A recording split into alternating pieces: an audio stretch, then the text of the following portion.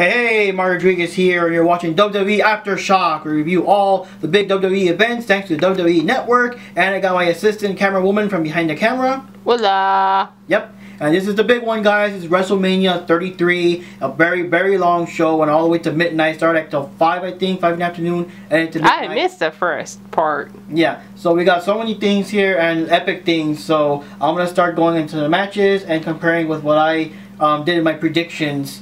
Okay, so for the kickoff show, we had 3 matches. The first one was Neville against Austin Aries for the WWE Cruiserweight Championship title. And I thought that Austin Aries was going to win, but surprisingly, Neville did win. So Neville was the one that retained his title. But, you know, I guess because it's still kind of newish, he's a bad guy. So, you know, give him more time to have the title. Yeah, and he actually did like a cool suplex during the match, which is kind of cool because we rarely see him do those kind of moves. That was pretty good. And, of course, he won with the famous Red Arrow. And then we have the 33-man Battle Royale for the Andre the Giant Memorial, the 2017 version, the Andre the Giant Memorial Battle Royale. And, well, personally, yes. And personally, I thought that one of the newer NXT people were going to win. And I was almost right because this Killian guy was lasting to the end. And this other guy, I forgot his name. He hates Rusev. The weird thing at the end, well, first of all, everyone thought that, like, Strowman was going to win. He eliminated Big Show, and then everyone ganged up on Strowman and threw him out. So it was kind of a surprise what happens after that. This one guy went out of the ring and started making fun of this football player. They call him the Rock in the audience, and threw his soda on and everything. And surprisingly, the football player actually got into the ring and tackled him down. And in the end, Mojo Rawley was the one that won. So I was surprised. I was not expecting him to win, but Mojo Rawley won. And I felt kind of bad for people like Goldust and R-Truth that were basically just there just to get thrown out real quickly. Anyways, they became a Goldust just became a joke. Yeah. And then the third and final match for the kickoff show was Dean Ambrose versus Baron Corbin for the WWE Intercontinental Championship title. I missed this, but who won? I would rather pick Dean Ambrose. Yes, Dean Ambrose did win at the end. I was predicting that I wanted Dean Ambrose to win, but I was expecting Baron Corbin to win because, you know, he's on the rise, he's the big guy now. But no, Dean Ambrose did win, and it was just so awesome at the end. It was like unexpected because he never did this kind of athleticism before, but Baron Corbin was going to grab Dean Ambrose for the end of days, and Dean Ambrose actually like backflipped out of it, grabbed him and did the dirty deeds and won. So that was like surprising. Missed it.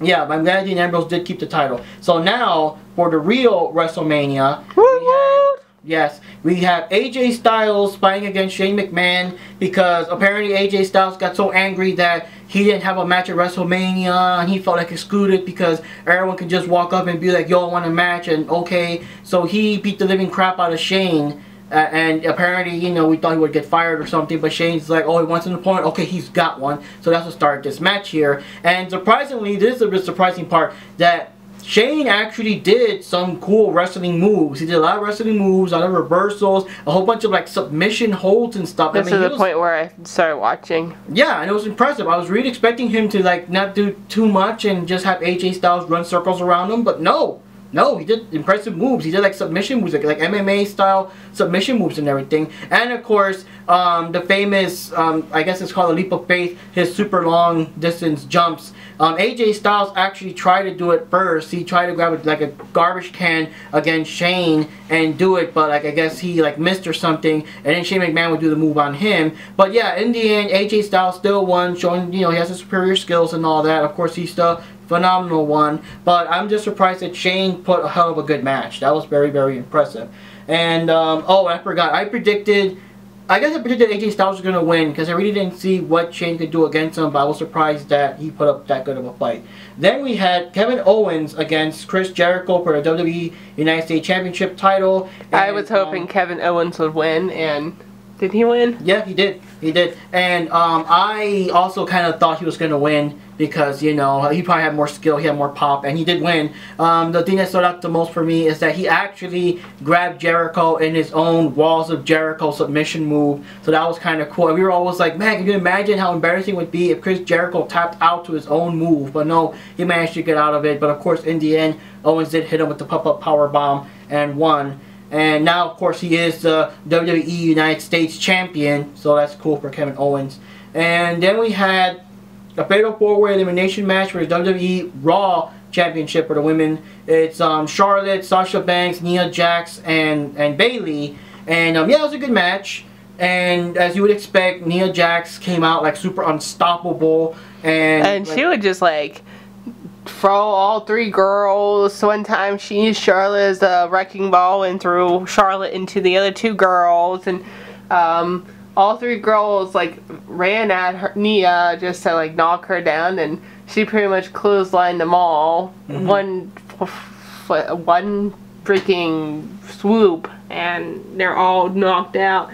So finally, they at the beginning they all teamed up together, but they were teaming up to failure till finally they caught Nia off guard or something and finally kicked her off. Yeah, well, I forgot how they got her down in the first place, but all three of them basically dogpiled on top of her, and apparently that counted like a pin. Well, someone had to be the, I don't know how. Yeah, all three of them pinned her, and she was out. And then with her out, it was of course Sasha, Charlotte, and Bayley. Charlotte knocked out Sasha, but Bayley still won anyway. Yeah, in the end Bayley did win, and it was pretty cool. It was pretty impressive there. And yeah, I was actually surprised. I was thinking, honestly, that anyone would have won except for Charlotte, which I'm glad that's what happened. But I was surprised that Bayley did like maintain her title. Bayley. I did kind of think she was going to win it because she just got her title reign. It doesn't seem fair for her to lose it. Well, look at freaking Becky. Yeah, I know.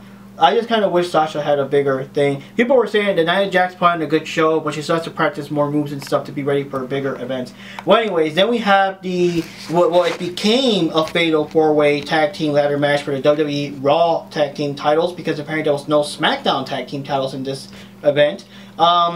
It was supposed to be Luke Gallows and Carl Anderson were the current champs against Cesaro and Sheamus and Enzo Amore and Big Cass.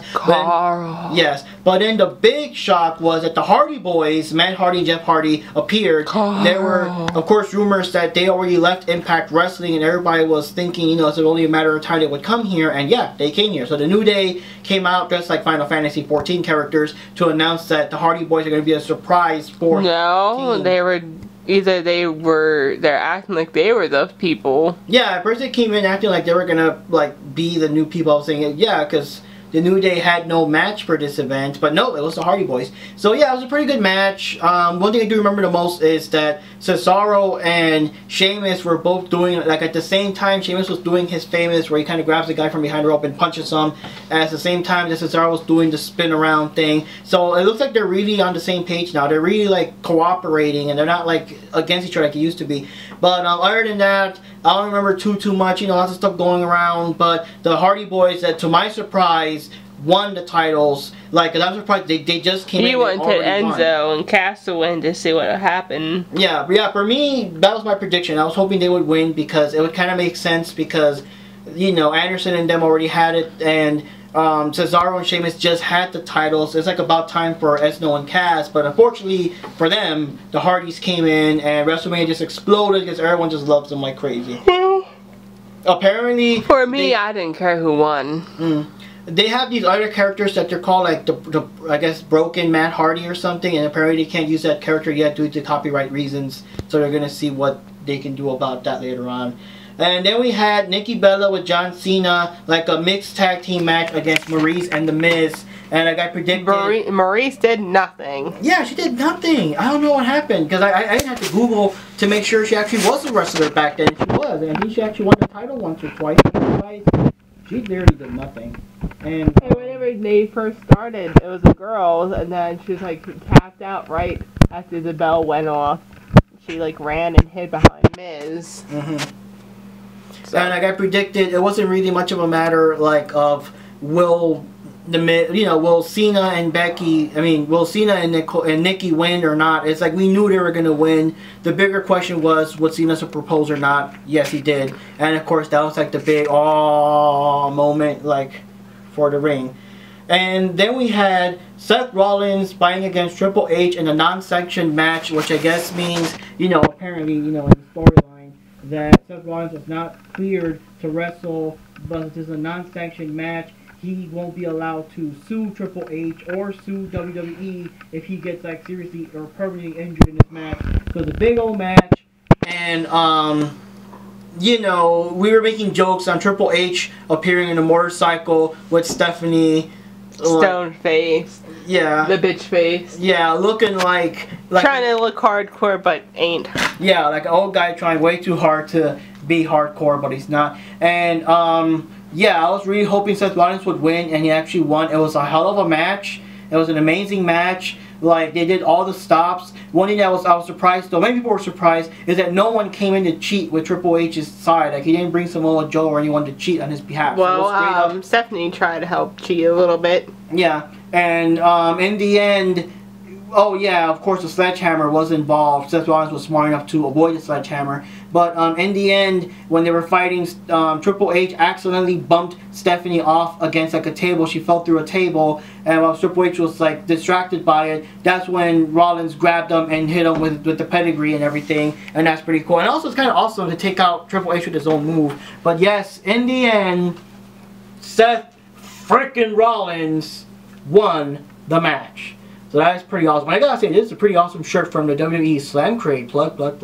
But yeah, he did win. It's pretty awesome. It just gave me like brand new respect for him because I could barely stand him before. Oh, by the way, I can't stop yawning. The belt was also from Slam Crate quote plug. Yep. So yeah, I predicted he won. And the medal, dude. Yep.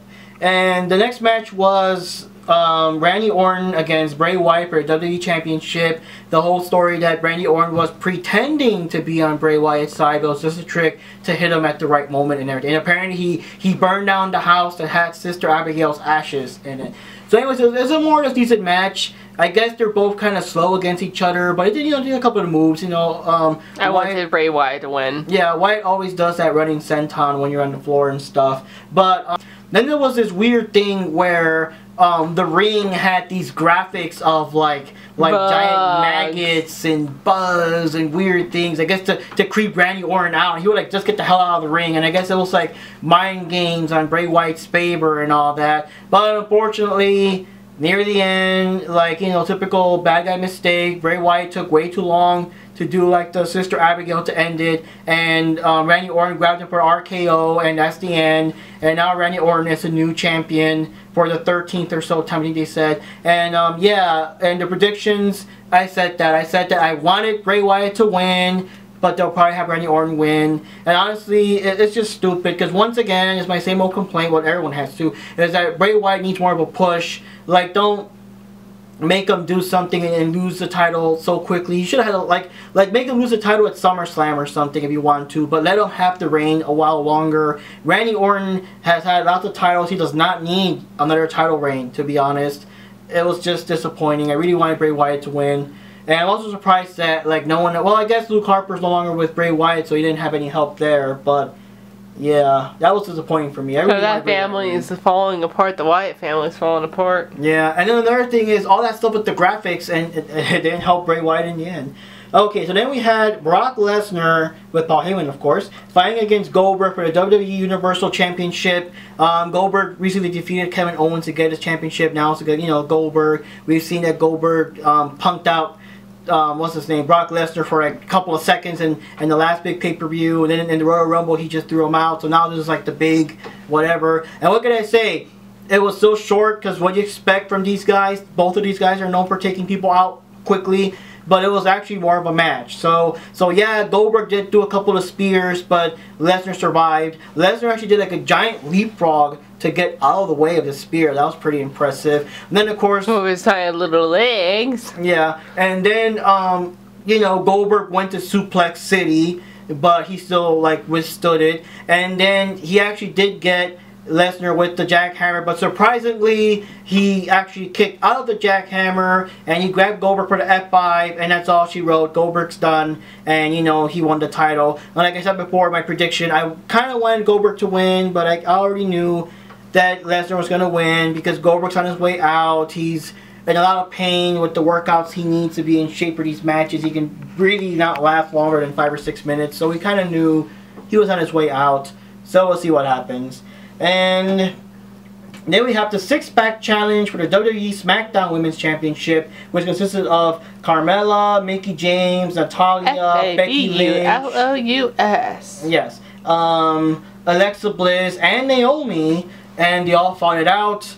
And what can I say? I would say my ranking, so obviously I wasn't there to do the predictions. If I had to pick between who would win, I wanted Becky. Number 2 would have been Naomi. Number 3 would have been, who was the other Natalia?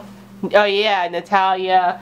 And then the third, or the fourth one would have been, what's her name? Carmella. And then last one would have been Alexa. Yeah, I also wanted Becky to win, so it would have been kind of cool. I would have been cool if, like, Asuka came in, but Asuka's, like, the only big namer female-wise for NXT right now. But it would have been cool for her just to surprise in SmackDown and be like, here, bitches, I'm here. And that's one thing that they said. They said that they were going to leave this open for apparently any SmackDown woman to come in. And they said there are rumors of some of the older ones coming in, you know, like Kelly or Trish Stratus. Any one of the older ones that don't wrestle anymore could have come in. But no, it was just these 6, you know. But the only thing I do remember about the match, besides, of course, the big finish, was that Natalia actually grabbed 2 girls, I forgot which ones, and did like a double sharpshooter on both of them. That was kind of interesting. But most of the girls did double everything. Yeah. But in the end, Naomi actually grabbed Alexa Bliss and got her in some weird-ass submission hold or something. That, like the guy said, it looks like her head was going to pop right off. But she grabbed her in some weird, painful-looking submission hold, which is kind of cool to see her do something different than just a rear view or whatever. And she won. So Naomi retained her title, which is kind of cool because she never officially lost it. She lost it because I guess she got injured and she had to like relinquish the title, but now she got it back. And everyone can, you know, feel the glow. And it was, and she won the title back in her hometown. Yep, that was cool. And then finally, this is the big one. This is the one that we're going to be talking about quite a bit, and you all know. Roman Reigns fighting against the Undertaker in a no-holds-barred match. And now Roman Reigns is the most hated, even more hated than what he was before. Everybody hates him now. Yes. So basically it started out with, like, in the Royal Rumble, Reigns eliminated Undertaker, and Undertaker gave him this glare, and of course he would appear in certain episodes of Raw to like whatever. So this led up to this. The whole "It's my yard now." So Undertaker actually started out pretty strong. Gave Roman some powerful punches and headbutts and stuff. The thing that got me the most was when Roman Reigns was gonna do his drive-by thing, and Undertaker just socked him right out of the air, and I was like, holy crap, that was amazing. But I fell asleep to this one, but I rewatched it the next day. Yeah, but of course, eventually Undertaker would run out of steam, and there was a time where he was trying to, I guess, jump off the table on Roman, but Roman speared him right through the Spanish announce table and destroyed it and stuff. And after that, Undertaker was really in bad shape. You know, they fought with chairs and stuff. Undertaker did manage to smack Roman around with chairs, but in the end, Roman hit him with the chairs like a lot. He did a couple of spears. He did Superman punches. At this time, Undertaker could barely get up, could barely do anything. And if you could like read the lips and stuff, Roman was still like don't get up, man. Come on, don't get up. But Undertaker just kept getting up, and it was kind of painful to watch near the end. Near the end, Undertaker did his famous sit-up, but he was in such pain or whatever. He just fell right back down on his side. It was hard to see. And in the end, like, it was so weird. It's like, I wish they could tell us what they were saying, but like, Undertaker said something, I guess, like, you know, ended or something, and Roman was like, he kind of like said something, kind of nodded, and then he got up and was like, okay, come on. And then Roman did, like, I guess he bounced off the ropes a couple of times to gain momentum and hit Undertaker with that one final spear that would take him down, 1, 2, 3, and that's the end. And as you would imagine, everyone just booed the hell out of Roman. Whenever he left the ring with his music, people were doing all like this, and everybody was like that, like crazy. But then, but then the big moment was after everything, you know, ended and stuff, and the music ended. Undertaker got up, and he like, you know, I guess he got his clothes back on and stuff. And clothes back on. Woo! He slowly took off his gloves. He slowly took off his jacket and folded it up all neat and stuff, and he eventually took off his hat, and it was like epic, because even he was kind of like pausing and like, and then like that one last time, you know, and took off the hat and then in a pile and just left the ring. And broke character, kissed his way and walked away. Yeah, he kissed Michelle McCool, which they try to keep out of like the wrestling because you don't want Undertaker being linked to some cutie diva girl. But yeah, he kissed his wife. And he walked off, and the music, and everybody was shocked, and everybody was saying thank you Taker for, you know, all his years and everything. And what can I say? I felt sad. I honestly felt sad. Like, it really hit me when I saw that. And then the next day in Raw was thank you Taker, Roman sucks. Yeah, I was gonna say real quickly, it's just the Undertaker was someone I saw since I was a kid. I remember him. He was like, he's actually the very last of all the wrestlers, even older than Jericho and Goldust. He was there when it was still Hogan, Macho Man, the Ultimate Warrior, the Big Boss Man. He was still there. And I remember him fighting against Hogan and the Giant Gonzalez and Kamala and all that stuff. My Graham liked him. Yeah. And then I missed out during the Attitude Era where he became like a biker for a while, but I'm glad he went back to being the Dead Man. And of course his evil brother Kane, and then they teamed up to become the Brothers of Destruction and all that stuff. So like, I was watching for so long. I was probably 12 or so when we saw him. And wow, you're old. And I mean, I'm just surprised. I'm just surprised. And, you're old. And even Paul Bearer with the urn and, oh, Undertaker's gonna bury you and all that stuff. Like, it's just so many memories, and I really felt sad. I really felt like emotional that this is the end. This is really the end. He's gone. And of course, like the next day, you kind of let that sink in, and of course, we watched the replay, and like we expected, like you said, when Raw came in. Oh, they edited out, but the original airing of Raw, people were calling Roman Reigns like, asshole, asshole. They were calling him an asshole. And this is the thing, first time I've ever heard this. They was edited out. Yeah, it was edited out because it didn't appear when we watched it on Hulu. But then the thing is, they actually said, go away, go away, go. Like they really, it's not just hatred. It's just, they want him to just go, flat out go away. Like we're not joking. Like, we just don't want to see you anymore and everything. And like Roman Reigns, the only thing he said was like, it's my yard now, and he left. But I'm just curious, with all these boos and everything, I wondered if he was going to say more stuff, but he just cut it short to get out of there. But it's like, he really is the most hated man right now. And he is the most non-interesting man in the world. Yeah. Now, some rumors I did hear, Roman Reigns didn't really want to do this. I did hear rumors that he felt horrible, and he was apparently crying backstage afterwards because it just hurts. I mean, hey, even he grew up with the Undertaker. It hurts to be the one to put him down for good.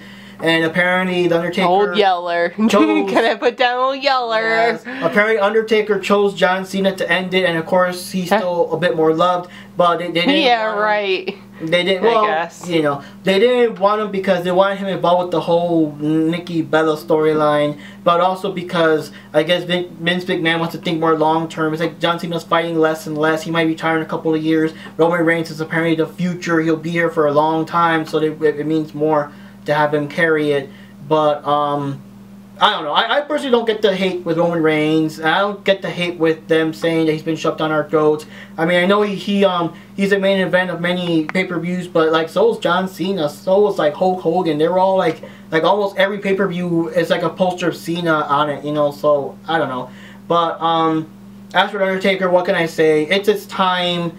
I guess you can't really say anything. When you see him, how he wrestles, it takes so long for him to get back up. His legs are not what they used to be. It's his time. It's his time. And I honestly don't think he would have been able to wrestle like that good if he did, like, for next year. Get to the point, Mark. Well, I'm just saying that for many people that don't want him to retire, it's like he's earned it.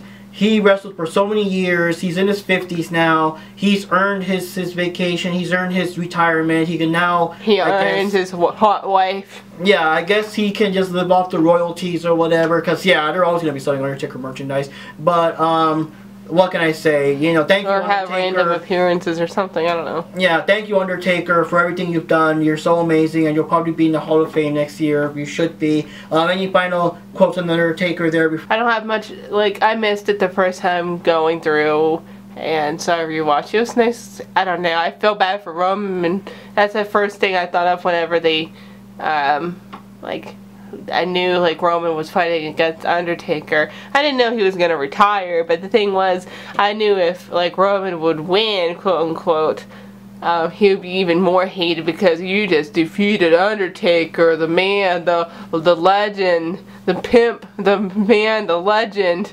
I mean, they were booing him when he would smack him out of the Royal Rumble in the first place. They were booing the heck out of him. Yeah, that too. So I knew that he'd be even more hated if he defeated Undertaker. So like we said, he's the most hated man alive right now, just because of defeating Undertaker. But in general, the whole Wrestlemania for myself, it was very interesting. I only fell asleep to the last match, which I'm kind of disappointed about it, but hey, I had to work all day. What else? It was really good. I was looking forward to the divas, all the divas. I'm happy with some of the results of the different matches, etc., etc.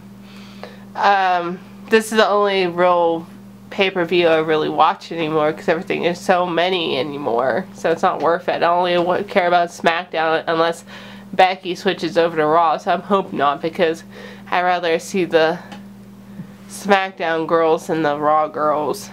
The Raw girls are kind of boring. Yeah.